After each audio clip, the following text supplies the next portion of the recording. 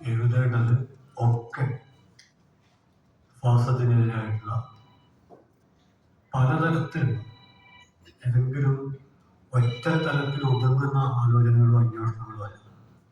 വ്യത്യസ്ത തലങ്ങളിലുള്ള അന്വേഷണങ്ങളും ആലോചനകളും ഫാസത്തിനെതിരെ അനിവാര്യമായും ഉണ്ടാവുകയും ഈ വ്യത്യസ്ത തരത്തിലുള്ള അന്വേഷണങ്ങളെയും ആലോചനകളെയും ഫാസിസ്റ്റ് വിരുദ്ധ പ്രയോഗത്തിലേക്ക് വൈരുദ്ധ്യാത്മകമായിട്ട് കണ്ണിയാക്കാൻ കഴിയുകയും അതിനുള്ള ശ്രമങ്ങൾ വൈകുന്നതിനനുസരിച്ച് നമ്മുടെ ജീവിതം വലിയ അലക്ഷ്യത്വത്തിലേക്ക് കടന്നു. ഞാനൊരു ഉദാഹരണം പറയാം. 1948 മലയാളത്തിൽ ഏറെ ശ്രദ്ധേയമായ, പല കാരണങ്ങളാൽ ശ്രദ്ധേയമായ, അതിൻ്റെ സൗന്ദര്യാത്മകമായ ഒരു അവതരണം കൊണ്ടല്ല, അതിനപ്പുറത്ത് അതിൻ്റെ സൂക്ഷ്മമായ രാഷ്ട്രീയ പ്രബുദ്ധത കൊണ്ട് ഗംഭീരമായി നടന്ന 48 നമുക്ക് കൃത്യം ഇപ്പോഴും ആരാണ് എഴുതിയതെന്ന് അറിയാത്ത, സാധാരണഗതിയിൽ സാഹിത്യ പാഠപുസ്തകങ്ങളൊക്കെ അജ്ഞാതരായ അന്തർജനങ്ങളാൽ എഴുതപ്പെട്ട എന്ന് പറയുന്ന 48 തൊഴിൽ കേന്ദ്രത്തിലേക്ക് എന്നൊരു നാടകം. അതിൽ തൊഴിൽ കേന്ദ്രമാണ്. ആ കാലത്തെ ഒരു ഭാഷാപരമായ പരിമിതിയൊക്കെ അതിലുണ്ട്. തൊഴിലാണെൻ്റെ ഭർത്താവ് എന്നുള്ള ഒരു പരികല്പന. മറ്റൊരാൾക്ക് പറഞ്ഞാൽ നമ്മുടെ ആവിഷ്കാരത്തിൻ്റെ ഒരു ലോകം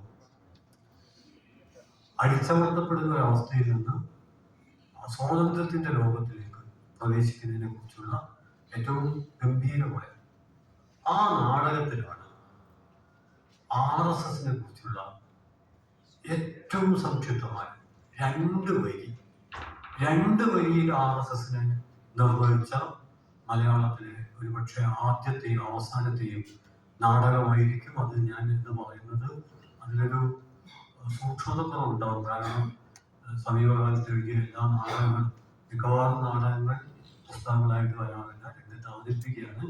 എങ്കിൽ തന്നെയും ആ 48 അജ്ഞാതരായ അന്തർജനങ്ങൾ RSSനെ കുറിച്ച്, ആ നാടക RSSനെ കുറിച്ചെല്ലാം നോക്കണം. അവിടെയാണ് RSSനെതിരെ എഴുതുന്ന ഒരു നാടകത്തിൽ RSSനെ കുറിച്ചുള്ള അവതരണമൊക്കെ ഉണ്ടാവുന്നത് നമുക്ക് മനസ്സിലാക്കാൻ പറ്റും.